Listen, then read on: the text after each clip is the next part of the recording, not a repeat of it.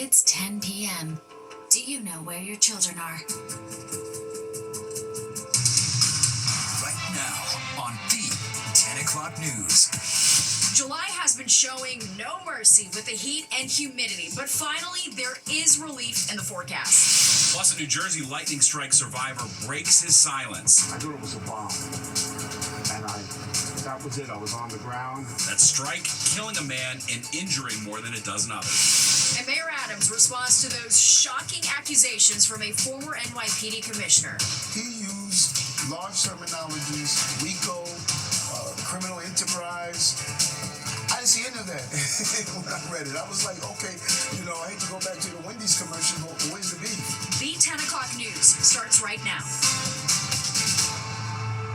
Good evening and thanks for joining us. I'm Natasha Verma. And I'm Steve Lacey. We want to begin tonight with news of the heat and humidity finally breaking. Let's take a live look outside where in just a couple hours the sun's going to rise on a less humid day. Let's check in with Chief Meteorologist Nick Gregory for a look at this change in the air. We're already feeling it. We are, and so we're definitely looking forward to that. Still, though, pretty warm and pretty humid right now. We'll look at the temps in a minute, but it is a quiet night. Nothing as far as any showers and storms nearby. There was some severe weather up in northern New England and some storms down there in Virginia and West Virginia, but look still how warm it is at this hour. Still 89 at Newark, 87 in Midtown.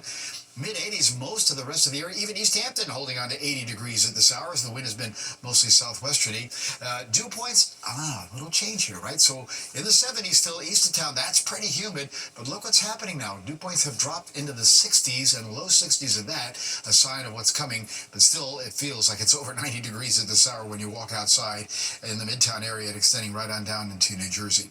Again, nothing nearby of concern now. And probably not tomorrow either. We're going to have this little dry push of air come in. Eventually, though, some of these showers that are off to the south and west will sneak our way, and it's going to collide with a portion of your weekend. Here's our Futurecast overnight. We're down into the 60s in some of the suburbs and low to middle 70s around town. The same deal as you head out across Long Island. Again, humidity drops tomorrow and the temperature drops too. These are a little cooler than what I think it's going to be. It's probably more so in the middle 80s, but that's seasonal for this time of the year. Some clouds may start to come back tomorrow night. Saturday's a tough forecast. We'll start out in the 60s, even a 50s up in the north and west. But there could be some scattered showers to arrive late morning on into the afternoon. Natasha? All right, Nick, thank you. Well, police say one man was killed and 13 others injured during a lightning strike in Jackson, New Jersey last night. Happened around 7:15. A local archery range was hosting a Cub Scouts event at the time. Authorities say a 61-year-old man working as an instructor at the range did not survive the strike. Another man who did described the moment it happened. Knocked me to the ground, and I'm like, what happened? Am I dead? And I stood up and I looked at my legs. I thought my legs were blown off. Wow, several of the other people injured were children. Most suffered burns and are expected to be okay. Breaking news tonight, in the Justice Department's handling of the Jeffrey Epstein investigation, DOJ could be making a major move in the case. Sharon Crowley, following all this, she is in the newsroom tonight with the latest. Sharon. Yeah, that's right, Steve. This has all just been unfolding within the last hour or so. President Trump posting on Truth Social, quote, based on the ridiculous amount of publicity given to Jeffrey Epstein, he's asked Attorney General Pam Bondi to reproduce any and all pertinent grand jury testimonies subject to court approval. Bondi in a tweet responded that we are ready to move to the court tomorrow and unseal the transcripts. It's not clear if or how soon a judge will agree to make the transcripts public. Now, this development comes after weeks of backlash from Trump supporters after the Justice Department recently said there is no evidence that Epstein kept a so-called client list, which contradicted previous statements from the administration officials who called for the list to be released. Now, the president is also lashing out at the Wall Street Journal tonight, which published a report that Trump wrote Epstein a racy letter for his birthday. The president insists the story was false and vowed to sue the newspaper. And of course, we will continue to follow all of these developments. For now, we'll send it back to you, Natasha and Steve. All right. Sharon, thank you so much. Well, Mayor Adams' re-election campaign getting a boost from a coalition of unions today. 13 law enforcement unions announcing that they are endorsing him. This includes the detectives, lieutenants, and correction officers unions, but not the NYPD's largest police union, the PBA. They say that if they do make an endorsement, it would be in the fall. Everybody running for office right now, for the mayor, they all have a plan on how they're going to do public safety. They all have plans on how they're going to reduce crime. Well, those are plans. We have action that has been working. Why do you want to change that? Adams is also getting major financial support. He's raised $1.5 million since Zohran Mamdani won the Democratic primary last month. And Mayor Adams is sitting down with Fox 5. All right, talking with Lisa Evers about everything from that bombshell lawsuit filed by an ex-police commissioner to his mayoral campaign rivals on Fox Local. Tens of thousands of people coming together across the country, including here in the city, to hold Good Trouble Lives on protest tonight. And it's part of honoring the legacy of former Congressman and civil rights leader John Lewis, who died 5 years ago. Fox 5's Richard Jacobus is live in the Riverdale section of the Bronx, where one of those protests was held tonight. Richard. Natasha, Steve, from Manhattan to up here in the Bronx and across the country, tens of thousands wanted to protest, but not just on any day. They wanted to do it on a day that meant something. July 17th, the 5th anniversary, as you mentioned, of the late Congressman and civil rights leader John Lewis's death, because they say John Lewis made good trouble.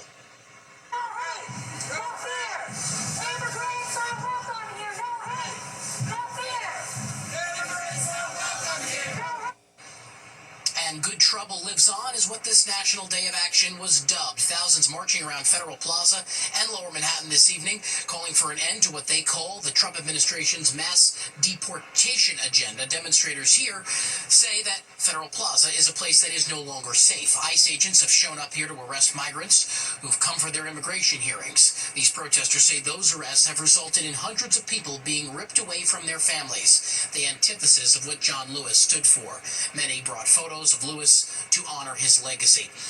Those there also calling for Governor Hochul to take action and pass the New York for All Act to end what they say is collusion between ICE and local law enforcement, saying that this is a matter of bringing back humanity to government. Cutting back on food stamps, cutting back on health care. Hey, everybody! Thank you guys for coming out. Hey, ho, ho! Donald Trump has got to go!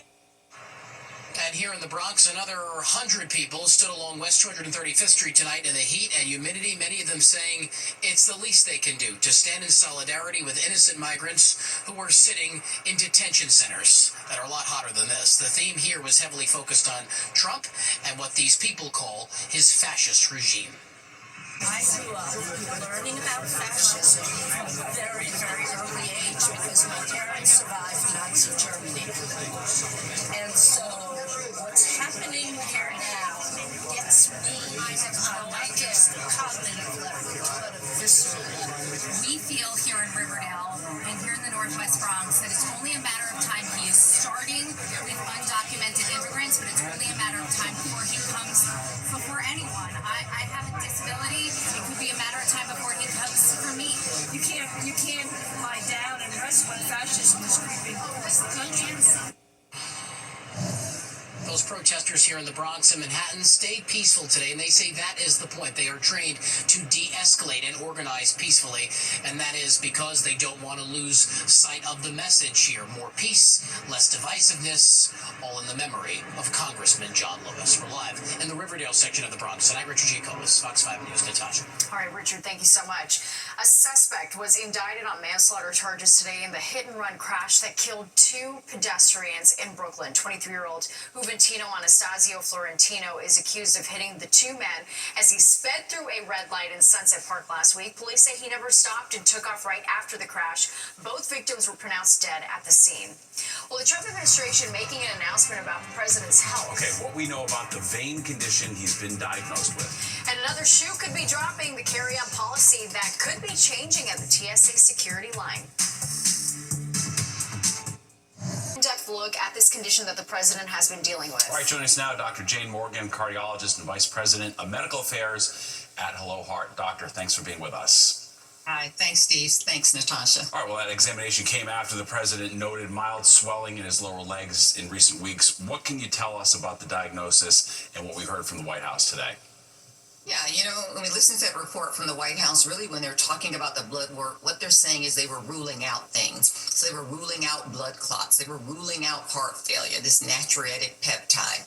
They were ruling out any type of genetic or familial condition that might increase his risk of blood clots. They were looking for thyroid disease. So they were really searching for an etiology, meaning a cause for why he might have swelling in his legs, a more serious cause than just advanced age. He's really closer to 80 than 70, and about 50% of people over the age of 70 actually do have this chronic venous insufficiency, as Natasha so aptly described it. There's a little insufficiency of the valves of the veins in the legs. So down the line, could this lead to anything more serious?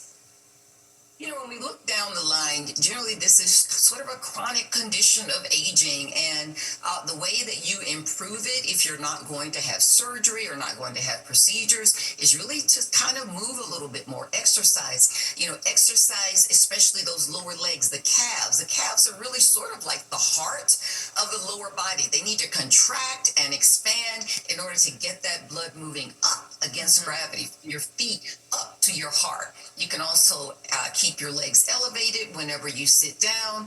And then, you know, dietary discretion, decreasing the salt. So there are a lot of things that you can do just in maintaining your lifestyle, including support hose to make certain that it doesn't advance and get further along. You know, the White House also addressed makeup being used to cover up bruising on his hand. They say that bruising is consistent with irritation from handshakes and use of aspirin. There's been a lot of speculation that may be from having IVs of some sort. What was your take on that?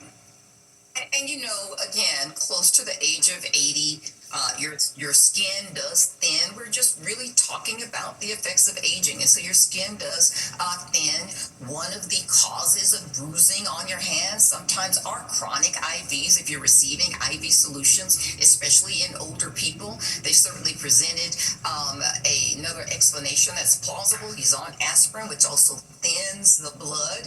And if you have thin skin and thinned blood, and you have this chronic irritation, meaning people are constantly touching and rubbing your hands, that certainly is also a plausible explanation. Actually, any number of explanations. The one that they gave, though, is certainly plausible.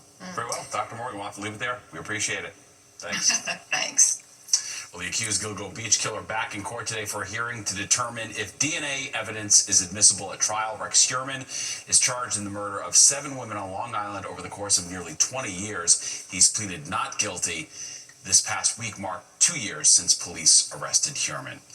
Even more changes could be coming to TSA security checkpoints at the airport. Yeah, now that you can keep your shoes on, could you also be able to carry more liquids next? Fox 8's Jessica Formoso unpacks what might be in store. There you go. Charlie is not the only one having to toss his bottle of water at the airport right before going through security, but that could change. Homeland Security Secretary Kristi Noem exploring options to ease yet another TSA restriction, this time the amount of liquids and gels passengers can bring through TSA checkpoints. I mean, the liquids, I'm questioning, so that may be the next big announcement, is what size your liquids need to be. Currently, TSA rules limits liquids to containers of 3.4 ounces or less, all of which must fit into a single quart-sized bag. I would love that change. Convenient. I'm all for it as long as it's not sacrificing any safety. I don't see that much of risk because as long as we have a good scanner. Last week, Noem announced travelers are no longer required to take their shoes off while going through screening after a pilot program showed TSA had the equipment needed to keep passengers and the airport safe. Both the no shoes and limits on liquids have been in place since 2006 after separate failed terrorist plots. Pauline Frommer is the publisher of the Frommer's Guidebooks. Well, we know that Edinburgh and Birmingham in the UK have gotten rid of the 311 policy already there. They're allowing 2 full liters of liquids to be carried, but they're doing that because they have new X-ray machines. I don't know if we're just going to be implementing this policy with the current equipment, or this is also part of a bigger upgrade. Noem says she wants to streamline the entire screening process and improve passenger experience as she's now taking bids from technology companies. The future of an airport, where I'm looking to go, is that you walk in the door with your carry-on suitcase, you walk through a scanner and go right to your flight. Noem gave no details about exactly what those changes could be or how quick travelers could expect to see them. At the airport, I'm Jessica Formoso, Fox 5 News. Well, the FDA doing a major about-face. All right, why they are now allowing Juul to keep its e-cigarettes on the market after trying to ban them just a couple years ago. Plus this. A terrifying incident at an MRI center here on Long Island. A man pulled into the machine wearing a heavy chain. I'm Jody Goldberg in West Ferry. Tonight, a warning from doctors. Next year will be our last season. The network will be ending The Late Show in May. And New tonight, Stephen Colbert announcing the cancellation of The Late Show at a taping today. He posted the clip to Instagram.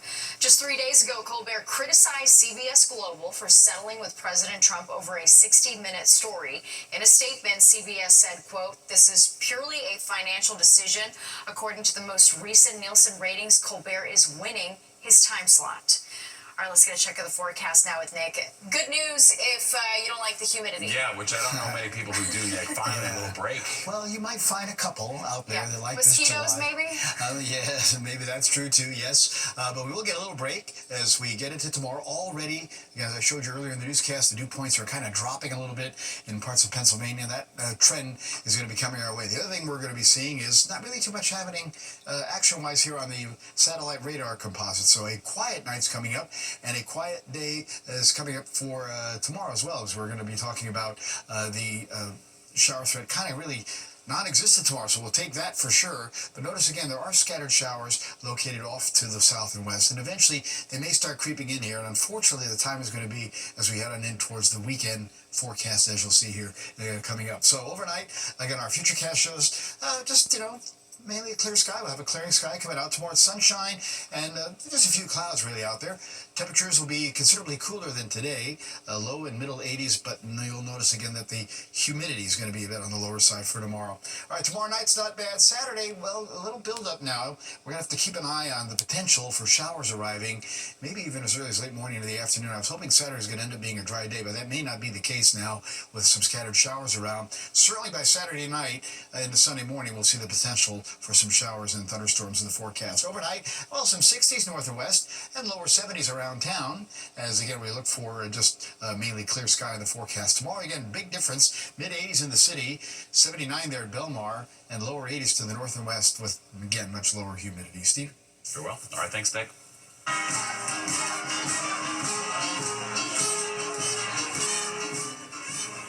A celebration of Italian-American culture in Brooklyn. People gathering in Williamsburg for Our Lady of Mount Carmel Feast. The 12-day festival honors the centuries-old tradition known as the Dancing of the Giglio. The Giglio, a 70-foot wooden tower decorated with flowers, angels, and saints. It's lifted several times throughout the festival. Today's the one time it's lifted at night. And so many of the men here do it in tradition to their family members who have lifted over the years. Some do it as a penance, some do it for a grace, some do it in Thanksgiving. And it's been carried on in this parish for 138 years. All right, that festival also features food, rides, and entertainment. It continues through Sunday. We got a preview of those sausage and peppers, which were pretty sublime. So good. All right, a man is in the hospital tonight after a freak accident. After the metal chain that he was wearing around his neck sucked him into an MRI machine. Plus this. Road we have, you can take Duffy, why do you access a lie about your destination? You're lying. Don't call me a liar here. Drama on Capitol Hill. Congressman Jerry Nadler getting into it with Transportation Secretary Sean Duffy over subway crime and congestion pricing. You're watching the 10 o'clock news. Well, fireworks on Capitol Hill between longtime New York Congressman Jerry Nadler, a Democrat, and U.S. Transportation Secretary Sean Duffy. Subway crime and congestion pricing, the cause for this war of words. All right, Fox 5 Sharon Crowley breaks down how the talk of hot-button issues soon turned to both men accusing each other of lying. Are you aware that major crime in the transit system, including assaults, is down 3% since last year and down 8% since 2019? Well, I'd say That's a yes or no question. Well, no, that's wrong. The assaults that we've seen are up 60% with MTA in the system since 2019. Tempers flaring between New York Congressman Jerry Nadler and Federal Transportation Secretary Sean Duffy, the two at odds about whether or not the subways are safe. Why do you continue to ignore this and lie about this in your public comments? Well, my question, why do you continue to lie about people being lit on fire in subways or pushed in front of trains? This fight matters because the feds hold the purse strings to pay for congestion pricing, and right now, the feds want to pull the plug on the toll and are threatening to withhold federal funding if it's not ended. The matter could be ultimately decided by the courts. And if you're going to force people into a subway, make sure it's safe. The NYPD's crime stats show overall transit crime is down, but there's an uptick in more violent crimes. Earlier this week, a sleeping rider was stabbed on a southbound number 1 train. In recent months, the MTA and the NYPD have surged cops onto the rails. People are the ones who are affected by the criminality, and the people are the ones who feel that it's unsafe. Retired NYPD detective David Sarney says despite the numbers, many riders still feel unsafe. Perception, he says, counts, and so does the cost of keeping subways safer. Statistically, you see the numbers are there. They have gone down and reduced it, but here the issue is, how long can you continually put officers back into the subway, into the holes, we call it, continuously on a regular basis? It's costing a lot of money. What do riders think? Once in a while, people do crazy things, but I think that's really the exception rather than the rule. There are times when it's not ideal, but for the most part. I think, honestly, people are just minding their own business, getting somewhere. So, honestly, I've never had a poor experience. I think it's great. And we did hear from the MTA chair, Janno Lieber, this week, and he said that subway crime is decreasing, and what's more, revenue from congestion pricing has come in better than expected. Sharon Crowley, Fox 5 News. Well, police are looking for a suspect accused of attacking an MTA conductor in Brooklyn. It happened Tuesday, July 8th at the Utica Avenue subway station in Crown Heights. Police say the 54-year-old conductor was on the northbound platform when the suspect started yelling at him and then punched him twice in the face. Suspect took off and was last seen wearing a Brooklyn Nets cap. All right, now to a man in critical condition after getting sucked into an MRI machine. The reason he got pulled into that machine, the chain that he was wearing around his neck. Jody Goldberg is in Westbury, Long Island with more. NASA Open MRI was open on Thursday morning, but patients with appointments tell Fox 5 they were being turned away. They said the machine was broken and they was getting somebody to fix it. Investigators say a 61-year-old man wearing a large metal chain was hospitalized following a freak accident. I'm just surprised that that happen. Now, Nassau County Police say a man walked in to assist the patient getting out of the MRI against the discretion of the tech. Those who work in the area say lights and sirens followed soon after. In the back of the building, what I saw was the smoking coming out. Orlando Hernandez works across the street. That's insane. That should never happen. You know, it has to be someone's responsibility. Signage inside the building warns people not to enter. Investigators are working to figure out how and why this happened. People we spoke with are wondering the same. I think that they should have had better precautions, like how that even happened, how do you even get to that point. It's really unfortunate. Melanie Longacre oversees operations across several hospitals in the Northwell Health System. We went over guidelines for MRI safety. The entire circle you see there, it's called a gantry. The magnet is inside there. It's huge. It's a big size, as you can see, and it's very, very powerful. Longacre says the department is one of the most secure and potentially the most dangerous. Employees undergo intensive annual training and follow a strict multi-zone protocol before anyone gets near the machine. Zone 1 is just for awareness that there's an MRI in the vicinity. Zone 2 is a patient screening zone where they get screens. Zone 3 is post-screening zone. Zone 4 is the actual magnet room. It's very, very important to be educated and be safe with them.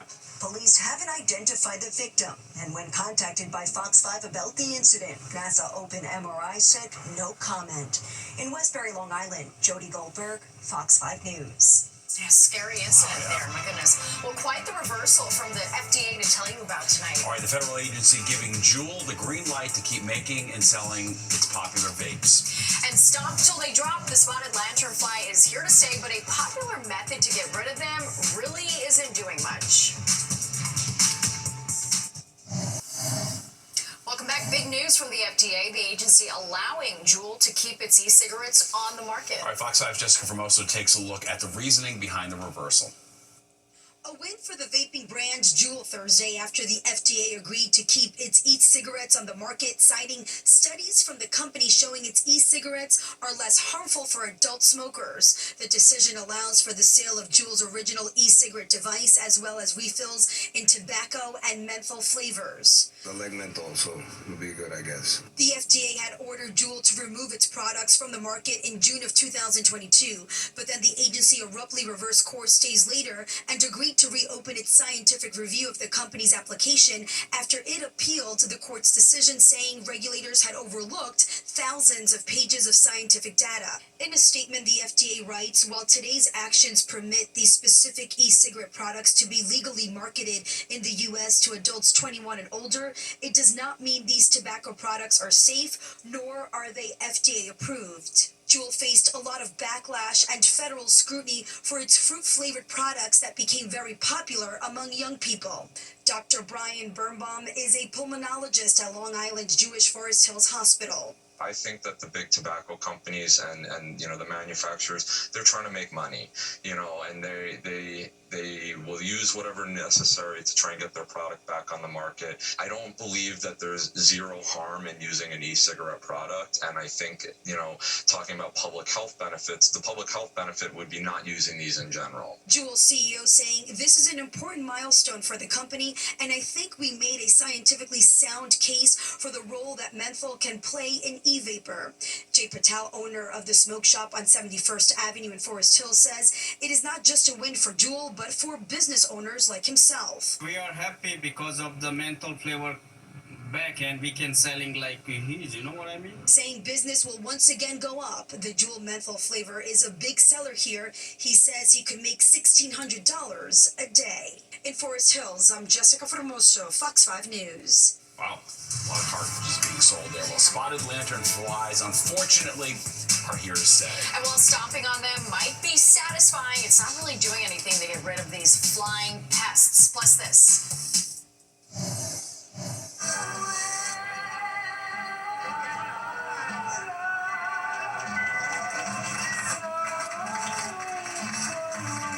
Taking a look back at the life of singer and New Jersey native Connie Francis, whose hit songs topped the charts in the 50s and 60s.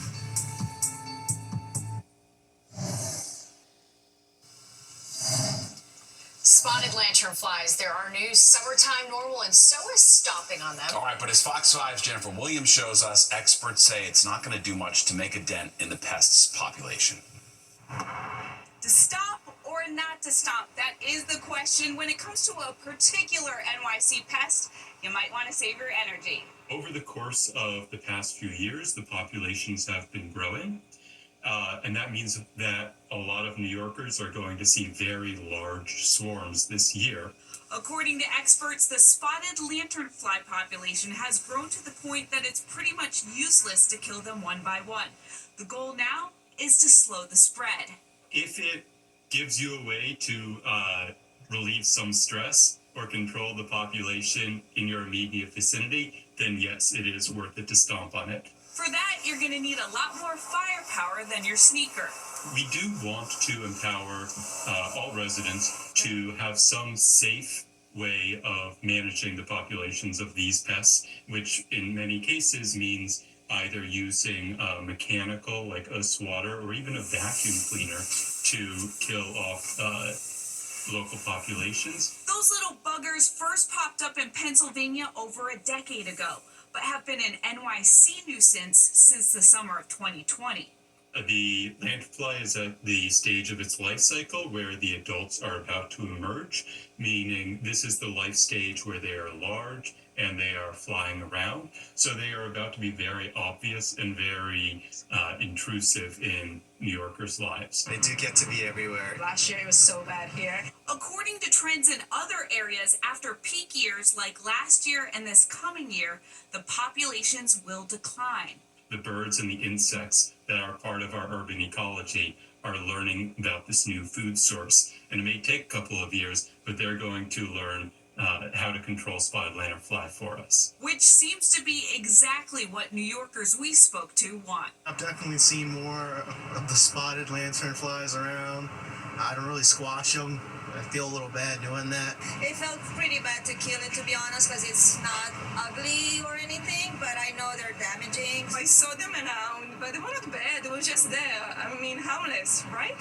On the Upper East Side, Jennifer Williams, Fox 5 News. It's like they show up overnight. No, I know. It's been quiet I so hate far. when it starts getting like a little cool, so we open the windows to the apartment and then they come inside. no. Because you get them in the napkin. My wife and daughter are like, get them in this! But it's so red in the middle, like it looks bloody, but it's not bloody. Oh, it's those so things gross. are horrible. I know. They're the worst. Yep. We need like another predator or something I know, for quick. them. I Yeah. know. Be careful what you wish for them. I know. Yeah. All right. Let's get a check of the forecast now with Nick, and looking forward to no humidity and it being cooler. That's good. another be careful what you wish for sometimes in weather. But yes, tomorrow's going to be a nice little break. We're going to have the temperature down a notch or two and the humidity down a couple of notches. So that's the good news coming up for tomorrow. We have a lot of clouds over the city. Taking a look at the beautiful Brooklyn Bridge. And we have 88 and 73 for the numbers in Central Park today. So again, a day above average. Tomorrow will be right around average. And we're kind of going to stay there right through the weekend, it looks like. That doesn't really heat up again until the end of next week. 100 for the record high. 57 the record low. That was 1892. Right now, mostly cloudy, still very warm. 87 at this hour. Dew point's down a little. We're still in the upper 60s, so it's still feeling pretty humid there. 293 pressure at steady. Wind has been out of the southwest at about 8 miles an hour. It'll be more westerly tonight, but it is a bit breezy in spots as well. All right, again, 89 still at this hour at Newark. Low 80s for that matter across North Jersey into the Hudson Valley. White Plains 85, 80 even at East Hampton at this hour. Here's the trend though. Dew points in the 70s east of the city, but look at this. Lower dew points, I should say. Lower 60s there, Sussex towards Scranton. So there's a sign that some of that lower humidity is on the move towards us. But it still feels like 90 at this hour outside in the city. And mid-90s Newark to the shore, low 90s even Islip on up into Connecticut. Like I said, the wind has come around west, northwest, a bit breezy. We're sustained at about 8 to 12 miles per hour. Look at the gust. Gusting 30 White Plains in the last hour and gusting 22 at Newark. That wind will die down as the night goes along. All right, a lot of 90s today. Well, there's the new high for New York City hitting 90 now. 90 at Bridgeport, White Plains, Poughkeepsie. As we were advertising some mid-90s, you got to 96 there at Newark. 92 at Albany over to Concord, New Hampshire. Mid-90s Philadelphia southward. Then we start to pick up the 80s, State College, and even more comfortable as you go to the west. Look at Chicago, 72 today. Big difference from yesterday. They were 91. Green Bay at 71. 80s going down towards Cincinnati, but still 90s Tennessee into the Carolinas. All right, so the bigger storms are way off to the north and off to the south. So we're kind of in this little wedge of some pretty decent weather. You can see the wide view shows this ridge of high pressure building right on down from Minneapolis. So that will give us a beautiful tomorrow. The question is going to be what happens with this moisture that's looming along the stalled front here, this little stationary front in the middle part of the country. There's some conflicting guidance coming from the computer models as how this might affect the area on Saturday. I think we're going to have to put the forecast of showers in on Saturday now, particularly as we get into the afternoon. But overnight, again, the humidity starts to drop, upper 60s in the suburbs, low mid-70s for the city and the coast. And then as we go in towards tomorrow, again, mostly middle 80s is what it looks like. But again, the humidity down a notch or two. Tomorrow night could even be some upper 50s north and west. How nice would that be? Closer to upper 60s to about 70 in the city. Like I said, this computer model, one of them is bringing some showers in on Saturday. It looked like a lot of rain, but Saturday night into Sunday, we've got to look out for some thunderstorms. Northwest winds, motors 10 to 15 tomorrow. A little choppy, 3 to 5 on the ocean, 1 to 2 on the sound, and careful for the rip currents. 73 in the city tonight. That shower risk just about done, and then the sky kind of clears out. Tomorrow we're going to go to 85, less humid with lots of sunshine, and the showers will throw down in the afternoon for Saturday, more particularly Saturday night. Still some scattered showers and storms on Sunday. Humidity up a notch on Sunday, but oh, look at this. A nice gift. Monday, Tuesday, Wednesday, mostly middle 80s, sunshine. We don't get back to 90 until about Thursday. Natasha and Steve. Looks great. All right, Nick, thank you.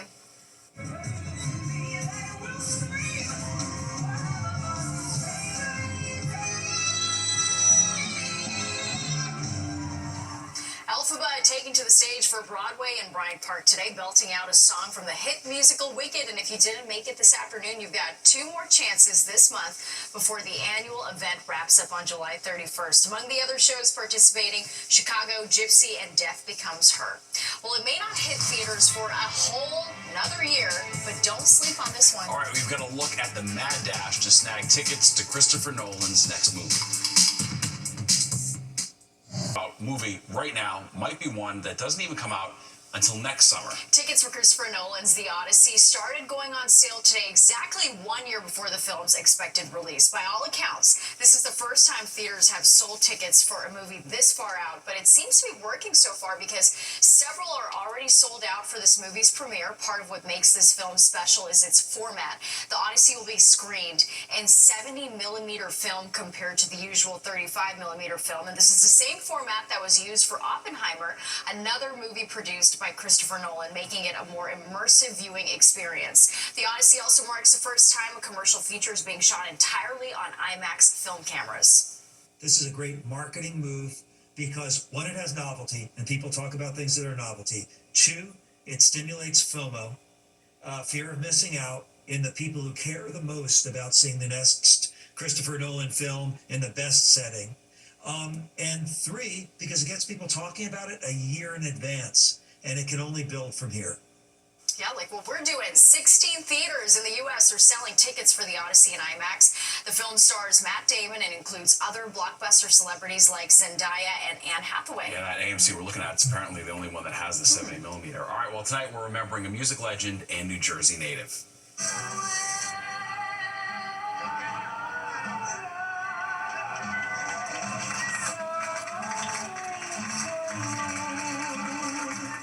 That's Connie Francis. Our camera is capturing her singing one of her signature songs in Hoboken back in 1991. Francis had more than a dozen top 20 hits in the 50s and 60s, including Who's Sorry Now.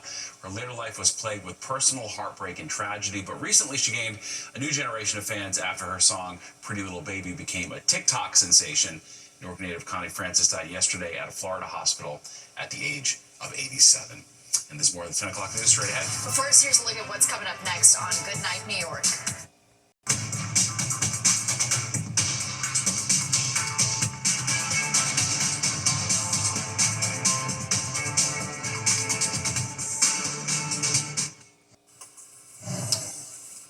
A young pickleball phenom taking the world by storm. 13-year-old Kelly Goodnow is the top player in the world in her age division. She started her career a little over a year ago, but her background in tennis and time spent on the pickleball court helped her get #1 for players under 14.